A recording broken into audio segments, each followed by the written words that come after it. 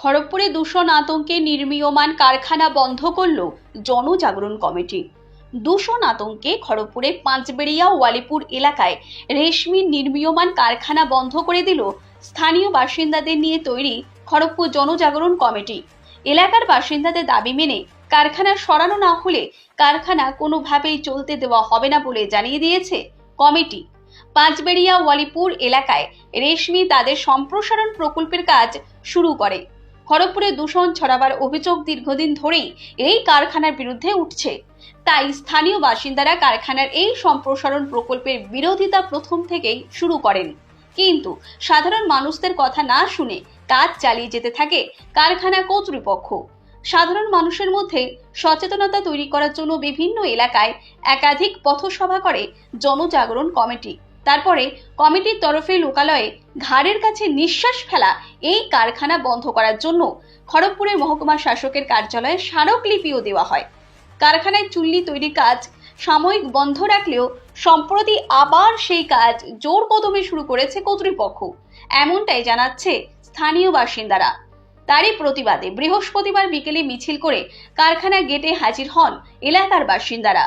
তারা কারখানার চত্বর থেকে কর্মরত ঠিকাকর্মীদের বার করে দেন। তারপরে খড়গপুর লোকাল থানার পুলিশের উপস্থিতিতে কারখানা গেট বন্ধ করে খড়গপুর জনজাগরণ কমিটির ব্যানার ঝুলিয়ে দেন।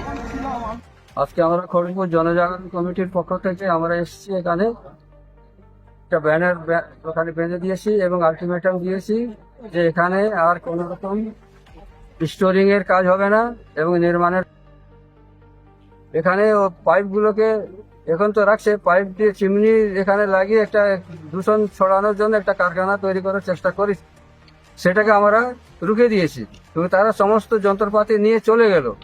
এবারে আবার ফিরে আসার চেষ্টা করছে। প্রথম কথা হচ্ছে বোম্বে রোডের এপাশে এই যে কারখানাগুলো গড়ে উঠছে, চুল্লি তৈরি হচ্ছে, এক তো ওই চুল্লির জন্য মানুষ মরছে বোম্বে রোডের ওপাশে, আবার নতুন চুল্লি তৈরি করে এরা মানুষ মারবে। আমরা এই মানুষ মরার বিরুদ্ধে লড়াই, আমাদের কোলে যাতে আমাদের ছোট বাচ্চাটা না মারা যায়। ভরে গেছে দূষণে, পশ্চিমবাংলা আসানসোল, দুর্গাপুর, কলকাতার থেকে খড়গপুরে দূষণ বেশি। এই জায়গায় দাঁড়িয়ে এখানে জনজাগরণ কমিটি খুব সঠিক যে অসহায় মানুষরা লড়াই দিচ্ছে, আর জনপ্রতিনিধিরা তারা অবাক ব্যাপার, ভাবনা চিন্তার মধ্যে।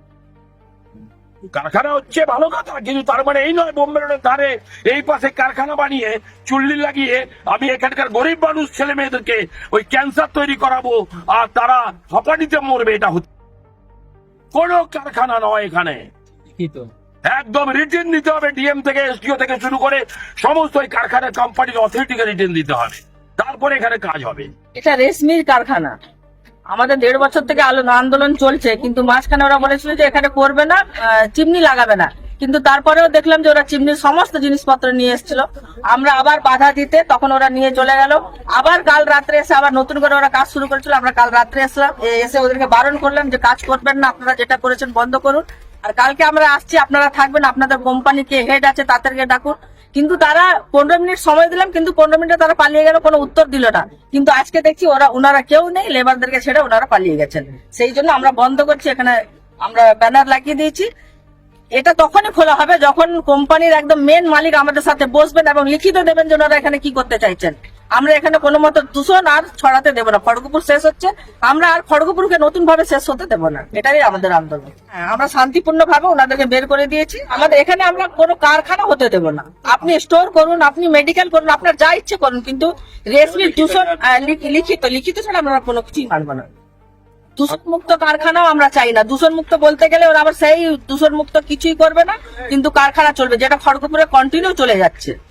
আজকে আমরা পাঁচবেড়িয়া এবং বিদ্যাসাগরপুর সংলগ্ন ওয়ালিপুর মৌজায় রেশমি মেটালিক্স তাদের একটা নতুন কারখানা নির্মাণ করার একটা অপচেষ্টা করছিল দীর্ঘ 1.5-2 বছর ধরে। এই নিয়ে আমাদের প্রায় 3-4 দফা প্রশাসনের সঙ্গে এবং রেশমি কর্তৃপক্ষের সঙ্গে বৈঠক হয়েছে।